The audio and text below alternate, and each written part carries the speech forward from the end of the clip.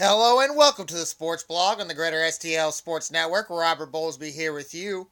You can tweet me at rbowlesbyjr. You can tweet the Greater STL Sports Network at Greater STLSN.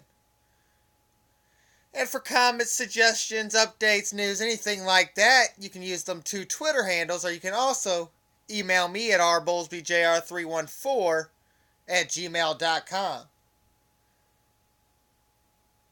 We'll get into some Blues talk. We'll also talk about kind of what the NBA, what it came to St. Louis after the ratings of the finals versus the NBA finals versus the NHL finals. We'll get to the hometown rundown, St. Louis FC and the River City Rascals, and then a potpourri of things after that. One thing we won't talk about very much, and I'll kind of talk it just to not talk about it, but that hacking scandal is just getting boring. I mean, you're hearing the same thing every day. And what are they going to do? What's going to happen? Have they found the culprits? Why are they not coming out with them? But this is the kind of thing that people like feeding off on sports. And of course, the shows and the people that talk about it are going to talk about it to feed the interest. Because it helps in their line of business. But until something new comes out, we're not going to talk about it any more than what we just did. And hopefully for the Cardinals' sake, it's nothing big that comes out of it. We'll just get to on the field stuff, and it doesn't make any sense what this team's doing right now. There's no other team with these injuries like the Cardinals have to your star player in Holiday and left, your ace of your staff. You had Lynn with a little bit of trouble. It just doesn't happen this way, and to where things just keep on clicking and clicking and clicking and clicking. Something has to break. And there's seen games where it looks like they're going to break. Villanueva, I mean, just the one game in the Twins, Villanueva and Seagrass. But it doesn't even fault these guys. It doesn't even affect them at all. And we should have seen it early in the season when Randall Grichuk did that 4 strikeout game. And then he comes back with 3 doubles in the next game. Or it might have been 2 doubles and a triple. Something like that. Where they just got a resiliency against anything. Anything you put up against them, they're just blowing it down. And it just with the offense not clicking as well as you would think it has, as you think it would have. But there's just been small little spurts in there with the offense that keep thinking, what happens when this team breaks out? You almost consider this team still in an offensive slump. And not really a slump, it's just they're not really putting runs together like you would want. Really, until you got to this Cubs series this weekend. I mean, just for a stat to look at and see how different this has been than any other season that in recent past, I mean, when the team scores at least 2 runs, they're 50-12. Just at least 2 runs. I mean, you're not going to be able to beat that unless you have a staff like LA with Grimke and Kershaw, and then they had another guy to it. And that's basically what you have with the Cardinals. You can't really name the ace of the staff right now. It's changed throughout the whole season. Right now, you might have to say it's Carlos. Or maybe even Jaime, the way he's been pitching. I mean, who's seen this?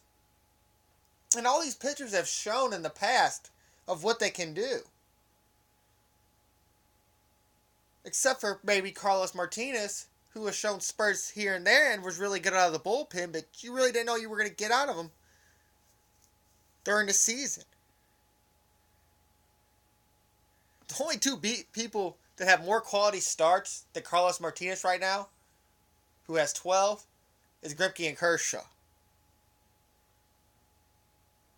mean, did you really expect that from a guy that was battling for your fifth starter spot the last two seasons? 1 year didn't win it, and kind of maybe only won it because of the Jaime injury this year?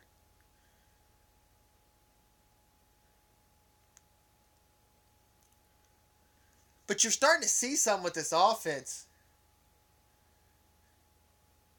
that might just change the whole game. I mean, I think to finish 500 for the rest of the season, the Cardinals only got to play really 10 games above 500.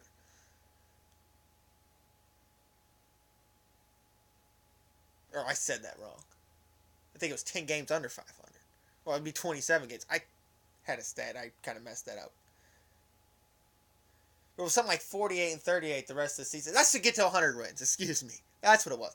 Also, 10 games above 500 for the rest of the season to get to 100 wins. You're not even halfway through the season yet. 75 games.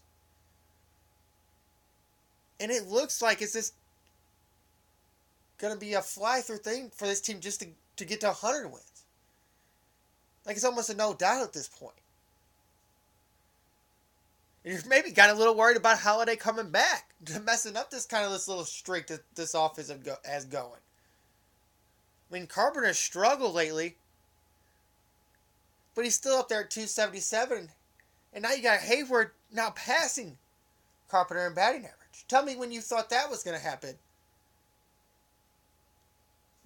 right before July. And now this club's just turning into a doubles machine. Yadi's starting to show a little something that we thought he was missing, thought he didn't have the power in the bat. Now he's driving the ball to the gaps. Hayward's hitting doubles. Randall Grichuk hasn't stopped since he's gotten this playing time. And then now you got guys involved like Scruggs and Garcia. The only game that was in doubt in this series, except for rain, was on Friday night. And what a cool sight to see is for Greg Garcia to hit his first home run in a pitch hit at bat. And he ran around there like a chicken with his head cut off. And he said it got the best of him. But that's kind of cool to see. That's the dream of somebody to hit a game-tying or a game-winning home run and then do it against the Cubs in front of the home fans. I mean, that had to be cool. I mean, that's something that you probably dream about. And then you got Scruggs now coming up. And I kind of been saying maybe try this. And I'm not the only one. There's been everybody out there saying call up Scruggs. And I wasn't all saying that, well, to do it right now and he's going to change what's going on with this team. Because he was only batting .251 down in AAA. But he has started to show him power. His average was that .251. He was hitting well to get to that point.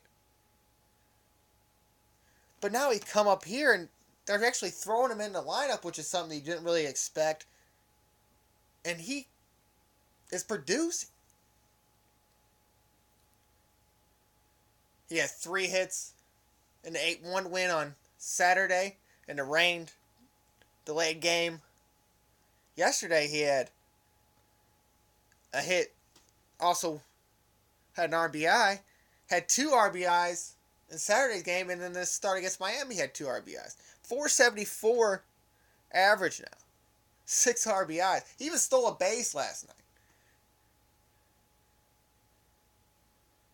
And the Cardinals at one point last night, their only single was by Scruggs, and then he got the second on the stolen base anyways. So, kind of shows you how this lineup has changed just in the past couple weeks. And all you really were looking for was the bottom of the lineup to turn around. And people were worried about Yachty losing the weight. Well, now all of a sudden, that's starting to have to be a non-factor. You're not even hearing about it anymore. Again, now you're hearing about how he's the best catcher in the game again. How he's kind of the catalyst, the ace of the pitching staff being the catcher. You're not hearing nothing about Yachty not having the power. Yachty using all that weight that might have took something away from him. It's back to the same old thing. And the Hayward thing has just come out of nowhere. And I don't know if you expect him to hit 220 all season, but it was just 220 not that long ago. And he has been a big part of the offense. Big home runs in big situations. Big RBI. Playing defense. And the defense wasn't the problem before, but now he's bringing the offense with it. And now all of a sudden this trade's starting to look like a win-win for both teams.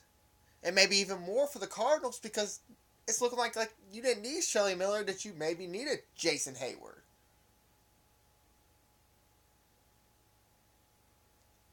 And to have him at the point of the lineup in the 5 and 6 hole, I mean, even though that's the middle of your lineup, but kind of being the catalyst towards the bottom,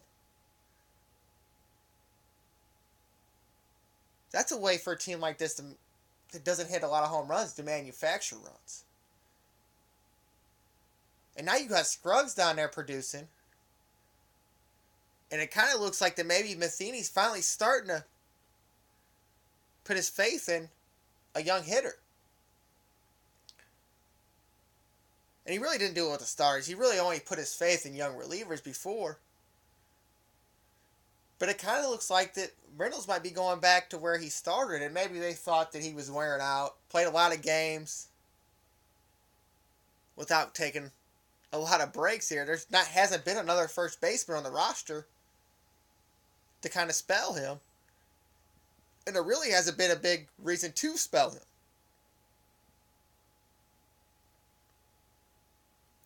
And if you got a guy that can consistently play a good first base, and you haven't seen nothing defensively that would tell you that Scruggs can't.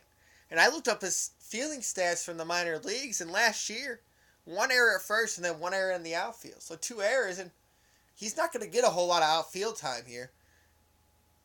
But you could kind of see something where Reynolds might start getting some outfield time to move Grichuk into center and have kind of Jay and Borges be them bench guys and late inning guys to get in there for defense to spell a guy like Reynolds. And I don't really know if that would happen because Matheny kind of has a little thing for John Jay. And I mean, it's not a bad thing to have to run him out there. 295, plays a great defensive center field. He's not going to go out there and jump into the wall and make home run saving catches. But he's going to play a consistent, above average center field for you and get hit close to 300 no matter where you put him in a lineup. But I always just looking at him, you can kind of see him as being a catalyst for that bench. Being a guy that you could take out a Wong or a Carpenter and put him in that top spot of the lineup if you need a change or if someone needs a break. He's someone that can also hit an ace spot and replace a Hayward or Grichuk. And he's also your guy that can come in the 7th, 8th inning, and you don't worry about maybe taking your number 3 hitter out in a 1 or 2-1 game in the 7th inning because you know you got a guy that can get on base.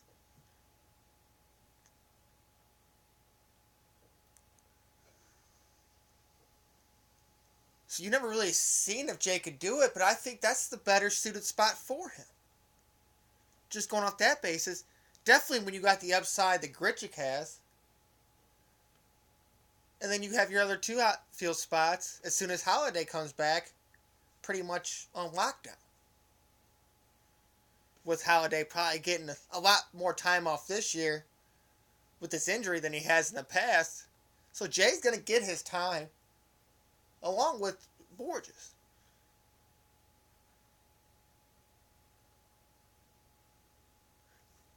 But this is just something that if you just look it through the years, that you wouldn't expect from a team that you can ask anybody outside of St. Louis, and they only probably know Molina and Holiday. Maybe Carpenter's getting up there now. But after that, it's pretty much just a lot of solid major leaguers. And there's no complaints here. Because it's working. And when I was getting back to the staff,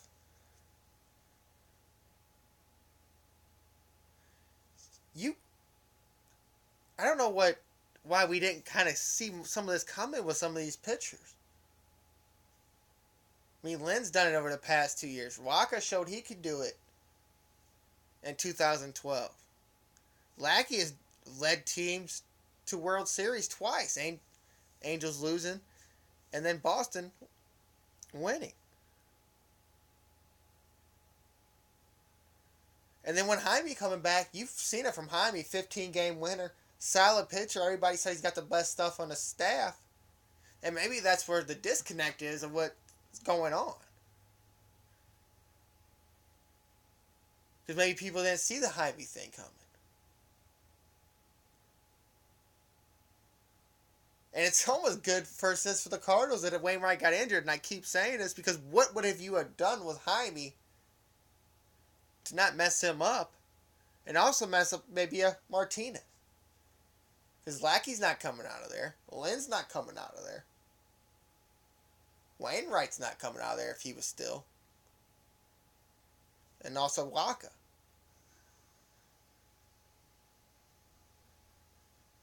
But now you see what Jaime got, and this could play into the Cardinals at the trading deadline. Because maybe if you're so far ahead and you're getting to that playoff position and you're going in the stretch, maybe you just go and get a guy that services you through and maybe get some prospects back for Jaime, because you're only going to use 4 starters in the playoffs anyways.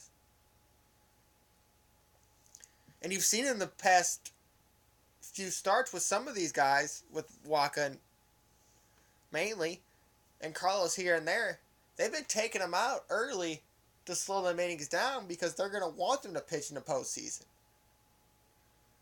And I think with the way them two guys are pitching, them two guys that can't be denied when it gets that part of this, when it gets to the postseason, if you look at the stats now.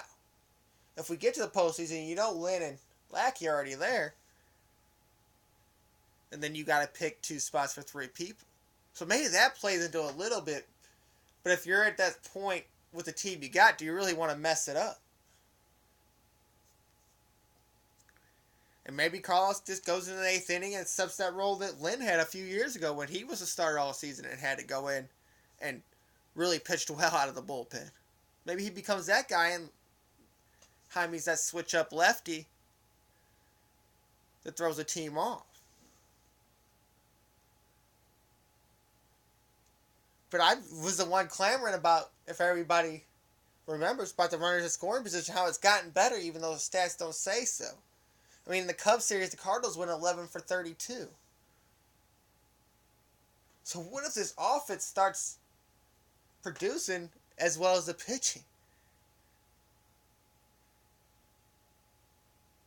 This is going to be a really hard team to beat. And it's, if you look at these players and their numbers that throughout their career, if they stay on this pace, it's going to be really hard to beat this team. And that's not coming from a homer. That's just being real about it. Because with this staff and the hitters you got and the consistency they've had over the past few years,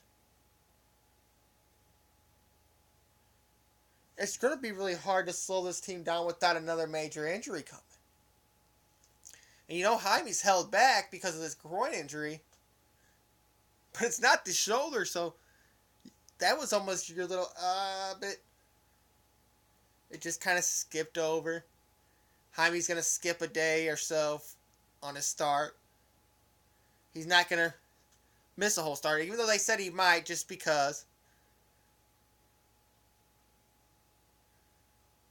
But that's the only thing that you've had to worry about for a week, is the groin of Jaime Garcia. I mean, Carlos last night, the game's rain delayed, I think, for almost 2.5 hours.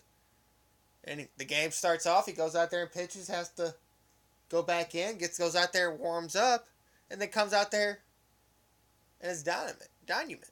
And it seems like that what happened with Wacha when the rain delays happened is that he struggled once he got to the later innings. Well, that didn't happen with Martinez. And that's something that will affect the psyche of a young pitcher having to go out there and do that. And then you got to warm up to stay loose and all that. You're hoping he didn't overthrow himself or anything like that. He obviously knew what he was doing, and it must be something with the bullpen coaches and the pitching coach and all that are teaching these guys how to do it.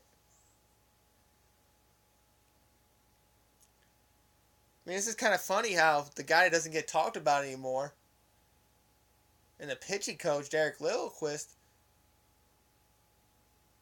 it's in the background when we talk so much about La Russa and Duncan.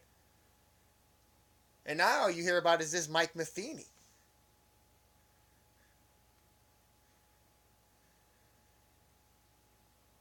And I'm not saying that Duncan and La Russa got the credit, but you don't hear anybody saying, oh, it's all because of Derek or anything like that.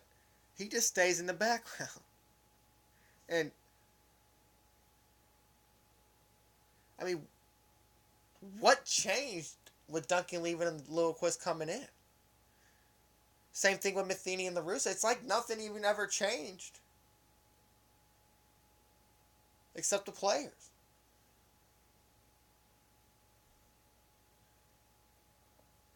But if the Cardinals kind of continue on this stretch like this, when do they start really resting when Wacha and Martinez?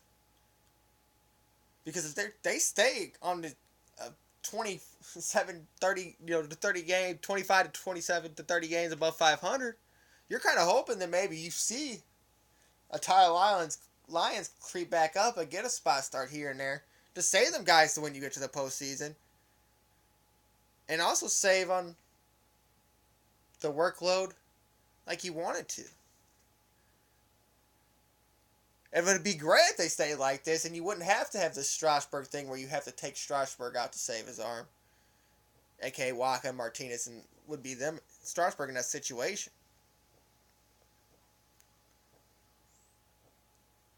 So it's crazy. There's nothing to worry about but simple-minded things that you shouldn't have to worry about as a fan. Like, when are you going to get Martinez and Wacha the break? Jaime's groin's stretched out. How hurt is it? It's not what's going on with the lineup.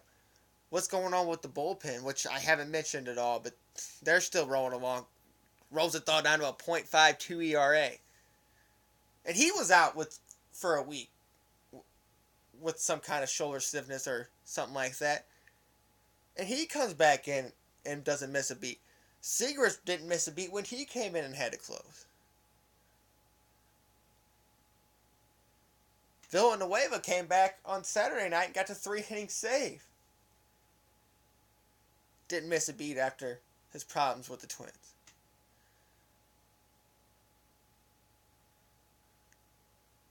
So, I mean, every year there's always something to complain about. Last year it was a lot of Rosenthal. A lot of the Cardinals being a station-to-station team. And you haven't heard really any of that since really middle May. maybe even early May.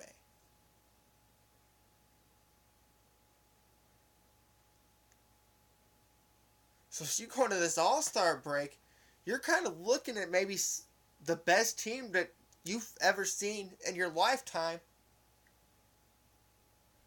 Even though you've seen MVP, and if you're my age, your best Cardinals teams are Edmonds, Rowan, and Pujols, and this team is better than them teams with lesser talent. All right, we're going to talk some Blues hockey next and throw some NBA stuff in there too. This is the Sports Blog on the Greater STL Sports Network.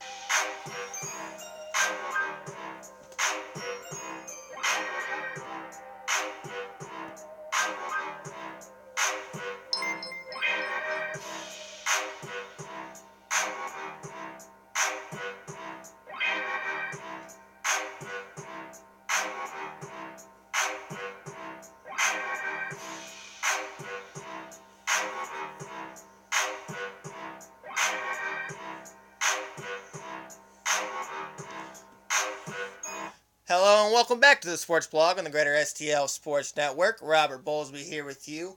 You can tweet me at rbowlesbyjr. You can tweet the Greater STL Sports Network at Greater STL SN. Well, as some of you might know, this weekend was the NHL draft. And with the Ryan Miller trade, which a lot of people are saying you could thank Ryan Miller for not having a first round pick. Well, you did what you had to do to win at the time, and I'm not going to complain about it any more than that. You gave up the pick to try to make your team better, and it didn't work. That's what happens sometimes.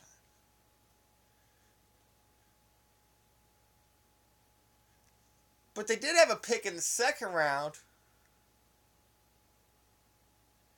and you see the pick, and then you see some rumors going around that maybe Shattenkirk's out there on the block. And what they did is they drafted a defenseman and Vince Dunn. But the problem is he's another Shattenkirk and Pietrangelo, and he's a offensive defenseman. Now you're going to hear all this stuff saying, well, I see this guy play two ways. He's a two-way guy. But that's not hardly ever the case. How many times have you heard that about Shattenkirk? He's a two-way guy. And he's proven time and time again that he's better on the offensive side of the puck more than he is on the defensive side. Which ain't all that bad on a team that has trouble scoring.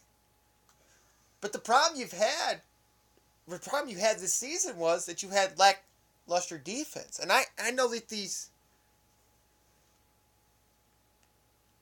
draft picks aren't coming anytime soon. That's 3-4 years down the road type things. But it seems like the Blues have some kind of affection for these guys, defensive players that are offensive defensive players.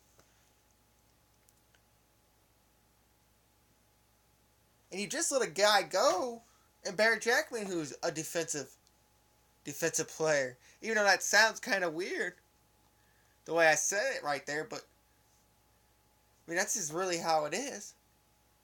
And you figured that the Blues letting him go and maybe try to go get somewhat of his replacement. And maybe they think that this is just so much of an offensive lead that you got to get goal scorers at every position. But I don't know if having 3-4 defensemen that can score goals and defense be their secondary thing is the best way to go.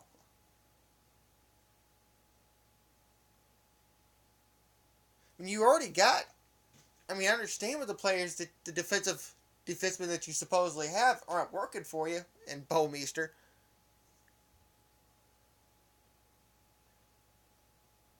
But the smart thing to do, you think, would be to go out and draft somebody like that. So I don't know if that was maybe that's why Shattenkirk was out there floating around is because they knew they were going to draft a player kind of like him. But that wouldn't make any sense in that trade either because, like I said, it's 3-4 years down the road before these players even play. And Shattenkirk's your best defender no matter what way you look at it. He's your best offensive and your best defenseman, and he's an average defensive player. But you just look at, I mean, people are just throwing out all these names, and they're already wanting to trade guys like Fabry to get guys. Guys were just at this this whatever they were calling it, winter youth training camp at the Mills. They're already wanting them gone to try to get better players in here now. And I think we're clamoring for something that's not going to happen for a few years. I just looked at it deeper and deeper as I'm looking at it, and I don't think that we're going to get the Blues team we want for maybe 2 or 3 years. Because if you look down, there's some players down there. They're going to be coming up here in the next 2 to 3 years that can make a difference. A guy like Magnus Pyarvi. You got a guy like Ty Ratty, a guy like Robbie Fabry. And some other guys down there that have played very well in their minor league markets that can show when they come up here, they could make a difference. I don't remember Fabry's exact stats when I gave them to you a few weeks ago, but it was something ridiculous like 40 goals in 30-something games.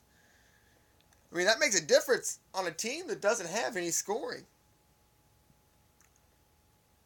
So I really think that as fans, we're kind of being impatient with a team that's tried everything to get there, and yet we keep giving our money to a team that hasn't been there in 10 years. And we don't seem as impatient with them as we do with the Blues. I mean, it seems like you can hear people saying, "Oh, I don't want to. If this is going to happen every year, I don't want to watch the Blues no more." Well, they're making the playoffs every year. There's a lot of towns that don't get that, and maybe we're doing it with, even though it's talent that's making a lot of money, with maybe subpar talent. In a league where the salary caps are stupid that it's hard for guys to keep their best players, but yet other teams can go with these outrageous contracts and just spread them out and find ways to get around it. But yet a team like the Blues, who's trying to build and trying to keep their own players in, can't go out and get them guys. They can't go out and get these big contracts because they're trying to build from within. And if you see a lot of these teams that do these big contracts, a few years down the road, they're trying to somehow find a way to get out of them. Some of them even buying them out.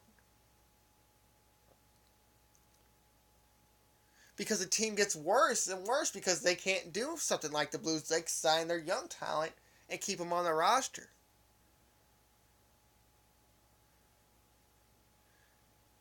If you looked in the MVP voting, I think David Backes was voted third. So there might be some things that we're kind of missing with some of these players because we want them to play a way that they aren't accustomed to playing, or that's not their niche. We want David Backes to score more goals, but maybe his niche is being that big body screener, winning the face-offs, being a leader of your team. Maybe Oshie's just that flashy guy that can get you a good amount of goals, but maybe he's better at being a passing winger. I mean, you have to kind of build kind of some second round, second line talent. They'll be on the first line to get to the point where you can sign a guy like Stasny, to where you could keep a guy who's gonna people are gonna go crazy after Tarasenko's gonna get big money. So you can re-sign a guy like Jaden Schwartz. So you can keep guys like Fabry, Ratty, Pyarvi, Lindstrom, all the young guys. The Jake Allen, who you're going to have to sign here in the next couple years, who was on the all-rookie team, by the way, for the second time. Not many things can happen like that. But I kind of think we're looking at for something a little earlier than it's maybe coming. I mean, I wonder if people would, if the Cardinals kind of went into a slump next year after they lose Hayward and they don't have all the talent that they had the year before, if it maybe takes a couple years for them to rebuild. Maybe they do make the playoffs, but they get swept in the first round. Or maybe they have to fight for a wild card and lose in that 1 yard game, for one playoff game, wild card game for a couple years. I wonder if that happens, if we go crazy like that over the Cardinals. Or maybe we just say, well, they've won before. We know it's going to turn around sometime.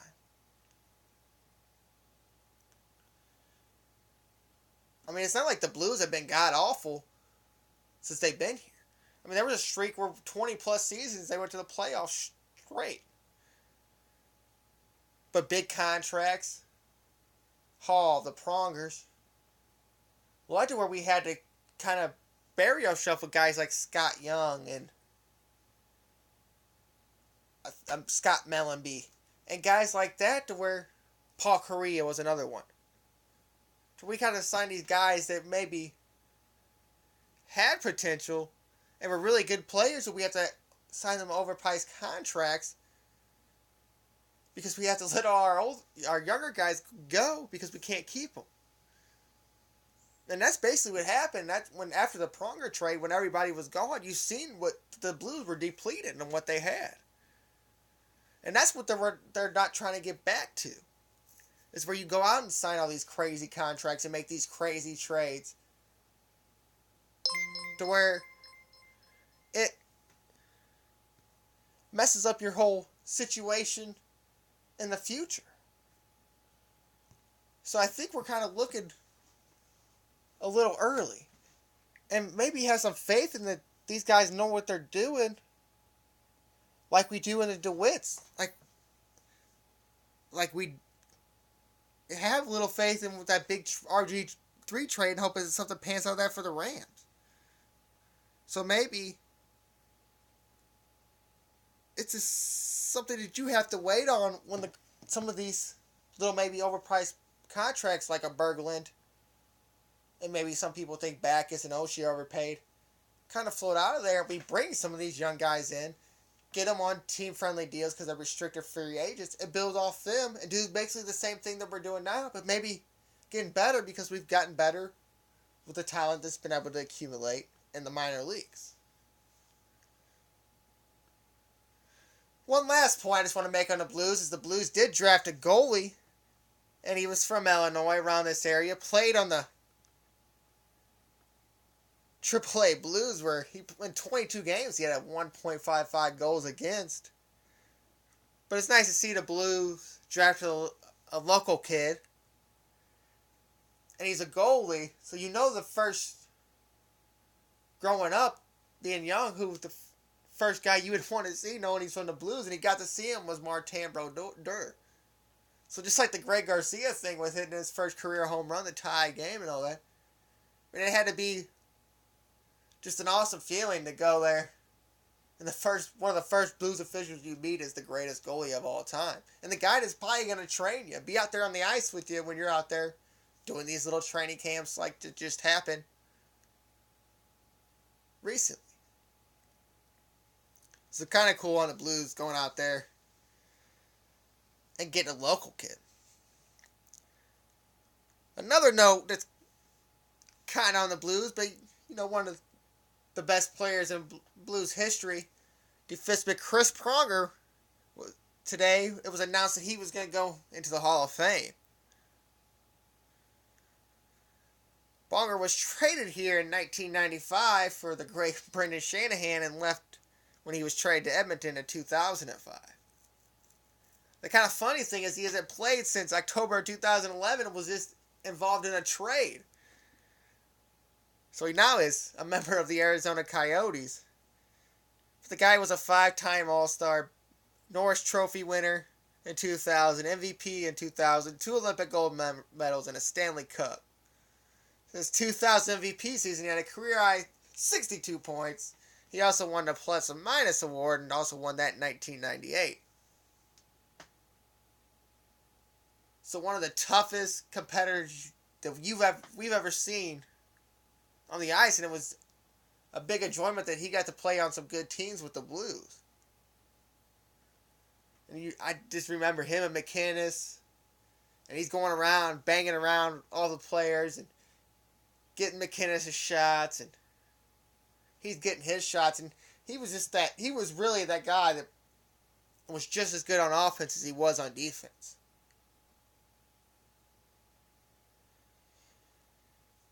And a guy like that played as well as he did for so long, even with the injuries and stuff that he had, he's one of the guys that deserves to be in the Hall of Fame. And it would be nice now since he's officially done, he's in the Hall of Fame and stuff, that the Blues would honor him. And they're a first-class, well-run organization, so they will do it. Who knows when, but it'll get done. So nice to see Chris Pronger going to the Hall of Fame. One of the best hockey players I've ever seen in my life. But also making it was 2 other good hockey players that you've seen a lot of growing up watching the Blues. Sergei Fedorov and Nicholas Lindstrom of the Red Wings. Then also Buffalo Sabres' Phil Housley made it to the Hall of Fame this year.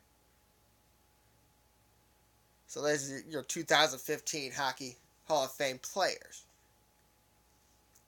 Now, it's a little subject I wanted to kind of get to, and it was kind of over the Nielsen ratings coming out for the NBA Finals versus the NHL Finals. And the ratings in St. Louis for the NBA crushed the NHL Finals ratings for Nielsen. 6.9 for the NBA, 2.9 for the NHL. Blues the St. Louis was right around the NHL average, was only 3.0. The average NBA Finals game was watched by 9.3. So it just got me to thinking, would an NBA team ever really work in St. Louis? And the only hypothetical answer you could come up with is if football left. But we'll talk about it both ways, if it stays or if it leaves.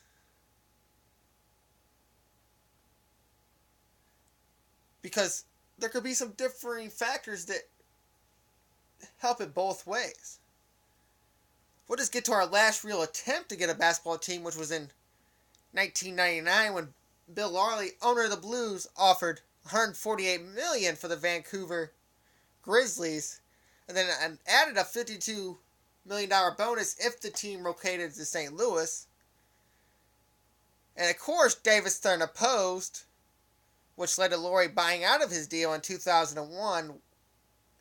And then magically the Vancouver Grizzlies got a new owner and somehow ended up in Memphis.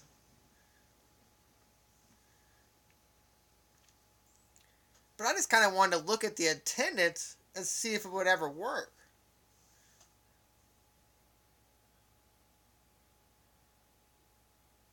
Now, over the span from 1955 to 1968, the NBA St. Louis Hawks averaged about 7,000 per game, with their best season being at 60-61, which they lost in the NBA Finals, which is 85-61.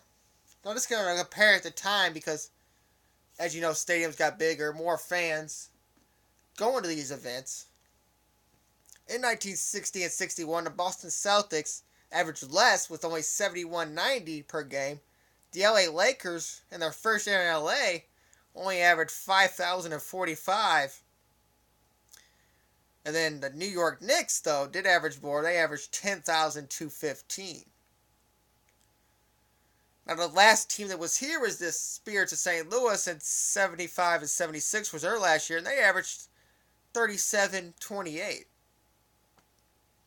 And then if you just look at kind of going across the state, and also with SLU, and Mizzou averaged 88-56 this year, SLU with 84-28 this year.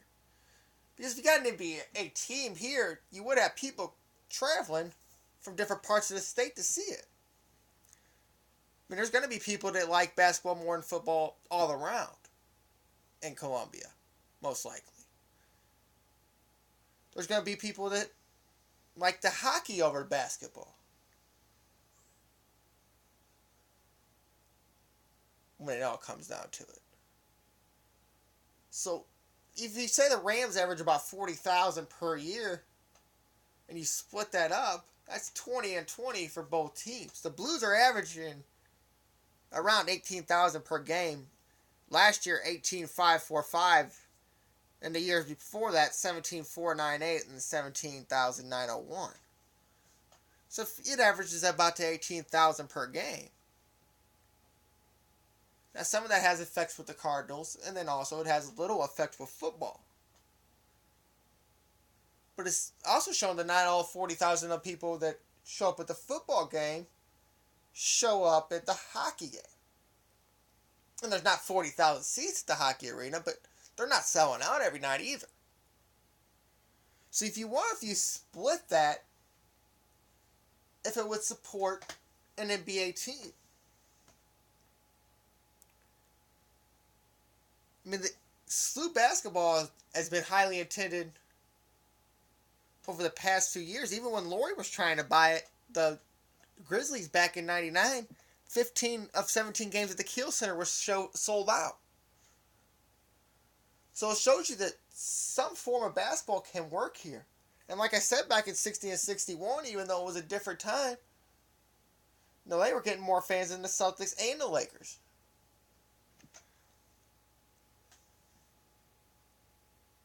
But as it's affected the Blues, does businesses not support another team? And that's what's a lot wrong with the Blues. As hockey being the third sport in this town, they get third run on the advertisement. Which means all the bigger corporations are going to go to the bigger NFL, who promotes their product very well. And then also the MLB and the Cardinals. The Cardinals promote their products very, very well. Not just in the stadium, but on the radio and everywhere.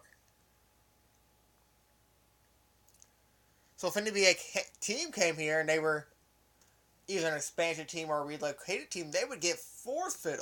What would be left in that?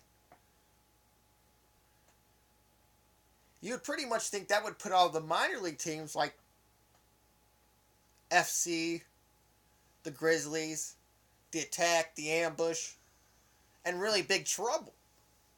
Because all of them four-tier advertiser and doing the minor league sports might come and support an NBA team because the advertisement's going to be just a little bit more expensive.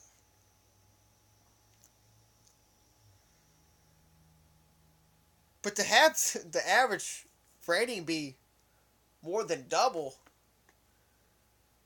NBA versus NHL in St. Louis shows you that we might have something a little brewing if we lose an NBA or lose the NFL team. And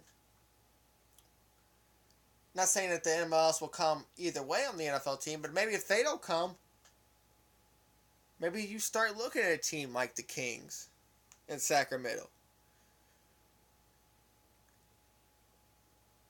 Or maybe you start talking to the NBA about expansion or something like that.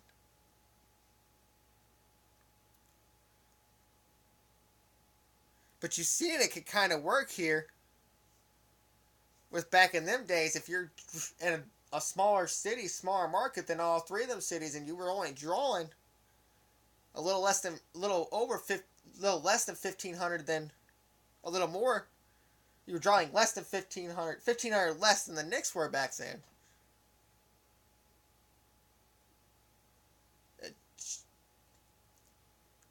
it shows that maybe that this city could, with fan support, could do a lot more.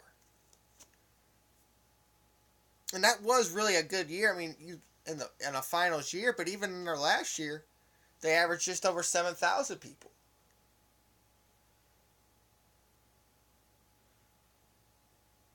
So I know it's another entity to support, another burden on taxpayers and some of the city businesses. But maybe it's something to look at if we lose a football team, or maybe it's just something to look at in general. Maybe something to revitalize and help revitalize the city along with the NFL stadium. And along with the Blues and the Cardinals, maybe it just gives you another option to go downtown and stop some of the idiocracy that's going on down there. So I just figured it was just something to look at, what the Nielsen ratings being what they were. Alright, we're going to take a break, and the Hometown Rundown's next, right here on the Sports Blog on the Greater STL Sports Network.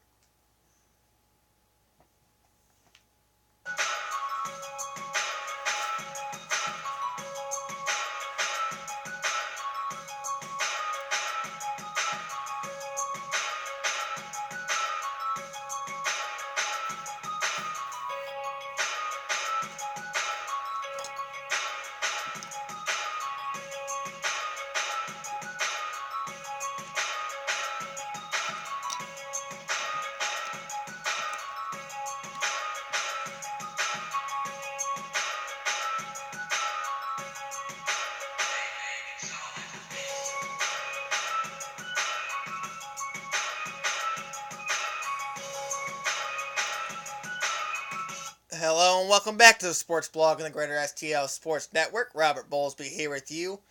You can tweet me at rbowlesbyjr. Tweet the Greater STL Sports Network at Greater STL SN. Now, just for the fun of it, I kind of wanted to play a little something for you. Kind of felt like that segment was long-winded. I was going to get to at the end of it.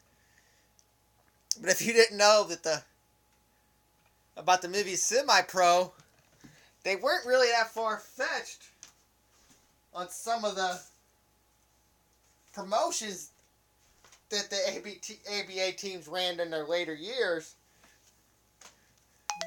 to try to get more and more fans in the stands. But we'll just play this, and this actually, reading up on it, actually happened where, and I think it might even be in St. Louis, where a man wrestled a bear at halftime. But this is actually, I'm actually going to play a video from Will Ferrell and Semi-Pro wrestling Dewey the Bear. Can't quit now. We just started. We gotta get these people a show, man. Yeah, you're right. Test them out. I'm just gonna be right over here. Come on, Dewey. You're just nothing but a dumb bear. Smack, smack. Yep. Crazy fist. I'm coming with crazy fist. Huh? This is fine. He's not doing anything.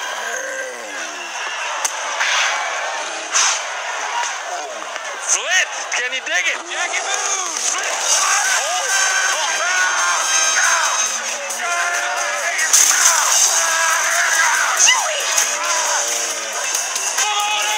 One round. No Fumoni.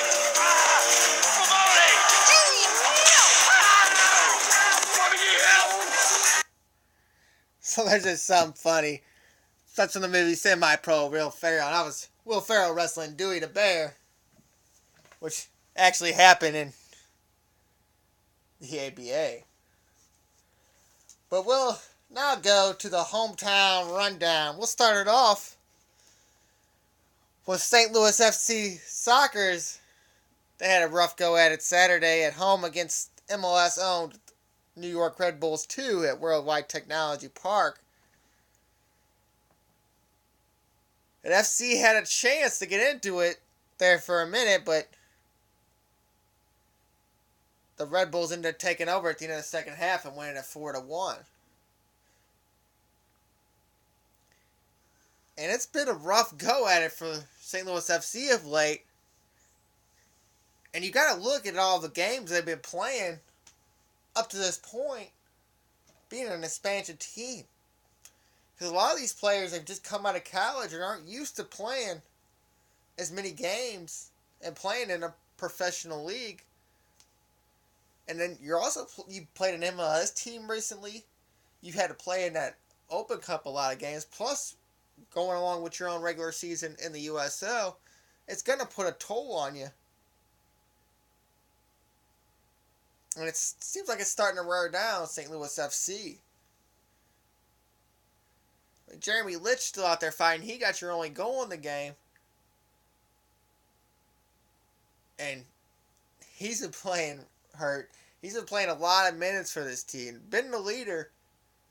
And I don't know what about the number 9 is, but they say that people who usually wear the number 9s are the guys that go out there are the leaders of your team. And he's really done it. But you could just tell that maybe it's starting to affect St. Louis FC, all the games they've been playing. There's only 8 shots for FC, 14 for the Red Bulls. That's a lot of shots. Now, not all of them hit goal. I think it was 8 that hit goal.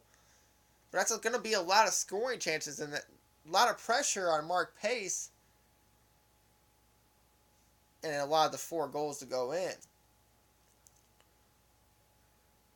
But now you're hitting another stretch here for the FC as you play 2 games this week. And to all the games you've already played. And I did add a new player today. I think there's now 27 players in the roster. I think the guy's name was Aaron Horton, who played for the Columbus Crew, the MLS. So another veteran, another guy that's had pro experience. So he kind of knows the grind of the schedule. But the loss runs FC's record to 3-5-5, only 14 points, and they're having real trouble at home. 1-4-3 at home on the season. FC's next game is on the road versus the Wilmington Hammerheads on Wednesday. Then they have to come back to play on the 4th of July, Saturday on the road against the Charlotte Independents. So kind of a perfect day to be playing them, and it's probably planned out that the Independents, of course, are going to play on the 4th of July.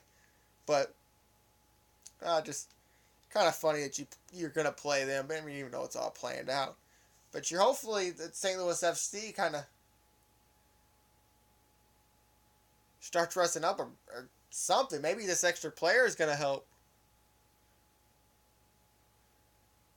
Because this team's starting to look worn out with a lot of games left to play. We'll move on to baseball, and for the River City Rascals, they started a 3-game series at home at T.R. Hughes Ballpark against the Rockford Aviators. In Game 1, offense and the pitching shared the duties, winning 10-5. The Rascals starting pitcher Dayton Stone got his 3rd win, going 7 1/3, 6 hits, 3 earned runs, 5 Ks, and no walks.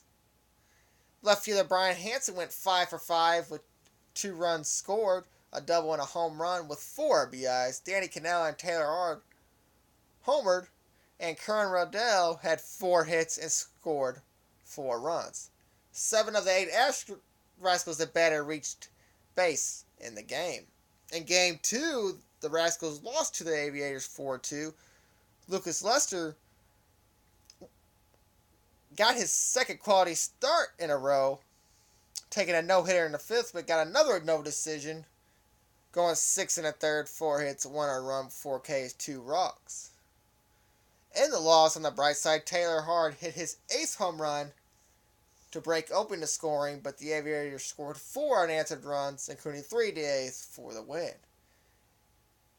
The rubber game in the match, Game 3, was actually rained out, so the Rascals moved right along to their next series on Friday. This one also at home against the Frontier Graves, and the Rascals blew out the Graves, winning 16-3. Jones Sano got his 5th win of the year. He had to come in actually in relief, but he went 6 1/3 in relief, with just allowing 2 hits. All 9 Rascals starters collected a base hit, with the Rascals collecting 18 total hits. Taylor Ard and Jackson Slade had 3 hits. 6 men had a RBI for the Rascals in the game. In Game 2, the Rascals lost their first game of the season to being 4-0 against the Grays. and they lost it 5-3. Former SLU pitcher Clay Smith made his professional debut. He took the loss. He did go 5 1/3, only allowed 3 hits, 2 earned runs, and 1 walk. Rascals' Curran Riddell opened the scoring, hit his first home run. It was also his first home run since 2013, but the Rascals pitching couldn't hold on in the loss. In the final game of the series, Game 3, the Rascals won the rubber match 10-7. Tim Coons kept his perfect record, moving it to 5-0 on the season. He went 5 innings, 5 hits, 4 runs, 3 Ks, and 2 walks. Brian Hansen had another 4-hit game and had 3 RBIs in this one. The Rascals' record's now 22-15 as they open a 4-game series on the road against the Normal Corn Belters with a doubleheader on Tuesday. And just for a little side note, Brian Hansen, who you heard had 2 4-hit games this week, was named Frontier League Player of the Week, and with his 4 hits on Sunday, moved his average up to 407 on the season. So, nice to see that the Rascals' offense is really coming around this season and haven't had to have the pitching like the Cardinals. Alright, let's just get into a little weird news, and we'll start the first part of weird news with some sports. As a scoreboard operator in New York decided that Jason Bourgeois of the Cincinnati Reds was to be named unknown, as after a double switch he came into the game to replace Jay Bruce in right field, and the scorekeeper put number 30 right fielder unknown. The players in the locker room put a piece of tape on Borges' locker that said unknown. So you get a scorecard or something like that, probably a roster update before every game. And it probably goes in order by number, or at least named to where you could just go down the side and see the numbers. And this guy obviously couldn't figure it out. And who really cares? It's not his team. It's the Reds. City Fields, of course, the Mets' home. So I bet if it was a Met, he would have got that right without a doubt. But it's just kind of funny to see that a player was put up on the scoreboard as unknown. And I think on TV a few years ago, even though it was on TV and nobody else seen it unless you were watching, when Oscar Taveras came up, they put him as minor league player. So sometimes this kind of thing happens, but it's just something that doesn't happen every day. Kind of a funny, weird news story. In another story, CNN reported on their news staff, of course the story is now disappeared, that a gay flag was sighted at that an ISIS flag was spotted at a gay pride parade. Turned out that the flag was a flag full of pleasure toys that kind of looked like the symbols of the ISIS flag. And, of course, they took the story down as soon as they could. And for our last weird news story, this is go with the headline on this: peanut butter and jelly racist. So this is really just something where a guy uses peanut butter and jelly as a way to change racism at schools, instead of making it a point to say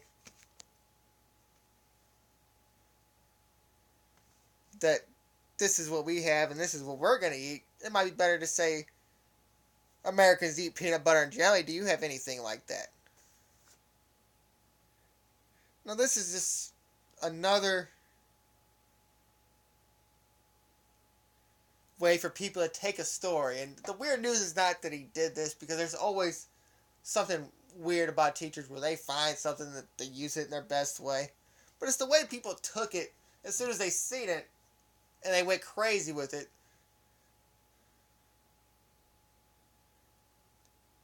And people are going to take issue with anything now. Definitely something stupid as this. By a guy just trying to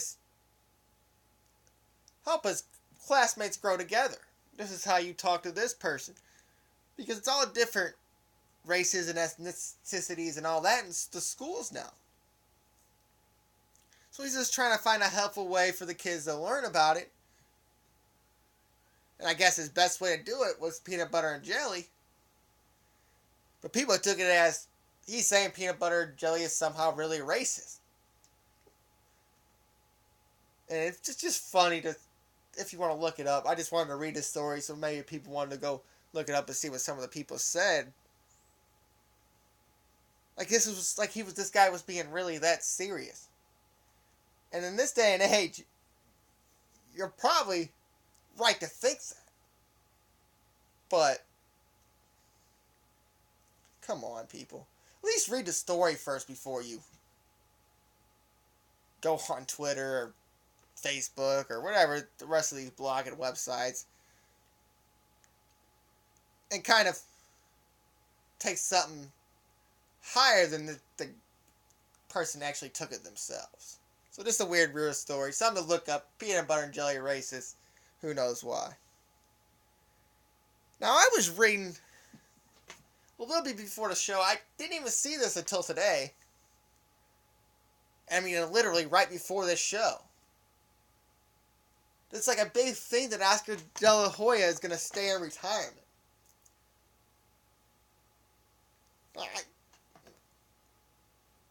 This is what's wrong with sports. Is that once people see a name, they think that guy is going to be the same forever. I mean, look at a guy like Tiger Woods. People have ridden him forever. I think that he's just the same old Tiger, that he's the 20-year-old Tiger. But people are out there, and I don't know if this is De La Hoya himself, it said he was encouraged a lot to go out there and make this comeback. Why? The guy hasn't fought in a few years, and his last really good fight was against Mayweather who knows how long ago. And why would you come back and ruin your legacy? And just keep it where it's at. You're one of the greatest fighters ever. You're going to come back, you're going to be put against essentially jobbers in the beginning to make your name better. Then they're going to put you against what people call the up-and-coming star or the WWCDIF world champion, which ain't a real belt, but it might be. You never know with all the belts that are in boxing. And then De La Hoya's going to knock him out to get a bigger fight where De La Hoya loses to some 20-year-old because the guy's 42.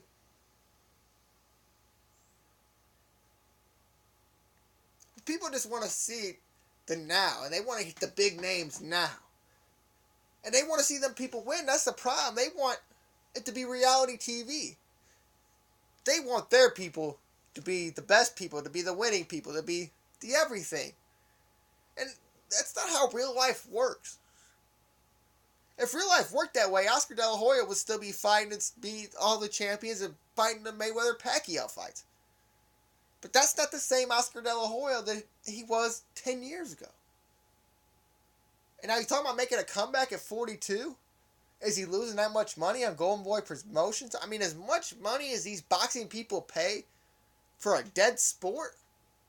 $100 million to Manny and Pacquiao each? How could he be losing any kind of money on anything the way these promoters pay? And definitely with his name recognition.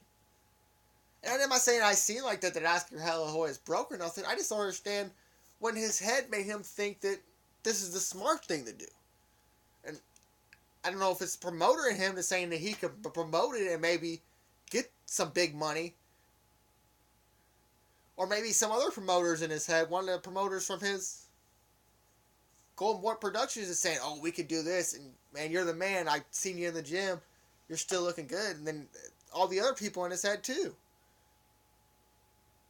But it's just another ploy for whoever trying to promote it to make money off of nothing.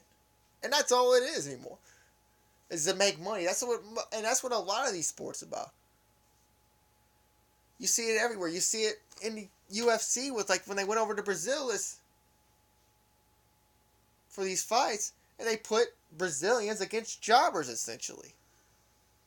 And they did it when they do it when they go to England. They put the England people versus jobbers essentially, make sure that they don't lose. But since we're in America and they got the product one here, no matter what happens, yeah, UFC, it's fighting. So a guy like Jose Aldo can lose in Las Vegas, but we really don't pay attention to it when we see who the Brazilians are fighting.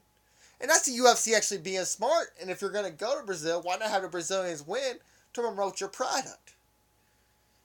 Because now people see that, oh, that's a Brazilian guy. Let's go get his stuff. Let's go on UFC.com and watch the videos and all that. Which gets them clicks, which gets more people looking at them, which gets them more money. Which is basically essentially the world go round. Now, more clicks, more, hey, look at me, more money. But I just don't see why that Oscar De La Hoya, a guy that's a great promoter, out there all over the place promoting even these little boxing things, so he's got to be making some kind of money, would think that to come out of retirement at 42 and I guess make the state of boxing better, I don't see what he could do to help his career and forward his career being one of the best fighters ever, or forwarding the sport by fighting guys that a 50-year-old could beat, I guess. Which he's pushing at 42, not far away. But I just think it's funny that he would even, I don't know. Just weird to see that Oscar De La Hoya was thinking about a comeback, and it's a big deal that he said, I'm not going to do it now. And then another thing that happened over the recent week or so is Philadelphia Phillies manager Ryne Sandberg resigned. He retired a long time ago. Hall of Famer. Don't you kind of feel bad for that guy? He paid his dues. One of the only guys that are manager right now that actually, there was a former player that had to pay his dues to be the manager of an MLB team. And it's kind of messed up what Chicago did to him, never promoting him. Didn't they give Rick Renteria the job before they gave it to him? I mean, come on.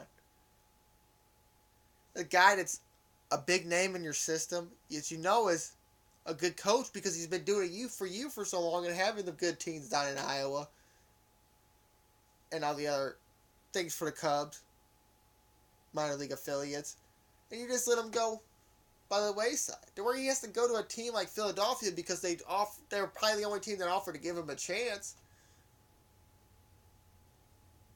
and he runs into Ruben Amaro and the never endless flowing pockets and the never off switch on stupid ideas.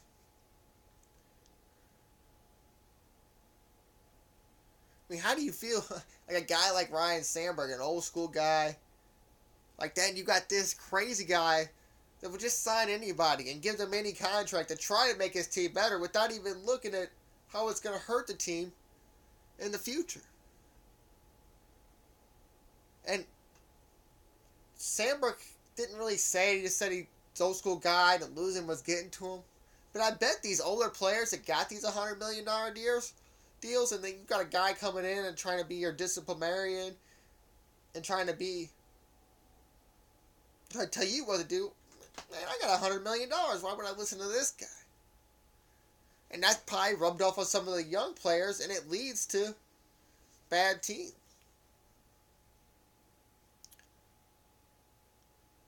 Kind of like a woe is me when it comes to situations. I think Jimmy Rollins and Sandberg had a problem with some situations like that. So you kind of feel bad for him that a guy like that didn't get his chance in the right way. And maybe next he goes to Miami, becomes the next guy to leave Miami and get a big contract with a better team than the Freddie Gonzalez, Joe Girardis of the world. But you kind of feel bad, even though he's a former Cub and all that, for a guy that paid his dues in every way as a coach and got his chance with the worst ran team ever in history of Major League Baseball. The worst run team ever. You can't even say the Marlins are that bad, because at least when they drafted to build these teams back up. You got one draft pick on that team, and Franco. So if you look at it, it's kind of disappointing in a way to see a guy work his ass off and not get nothing for it. And it must have been real bad if he forced himself out. I would like to thank everybody for listening to this. This has been another edition of the Sports Blog. I'm Robert Bowlesby, and this is the greater STL Sports Network.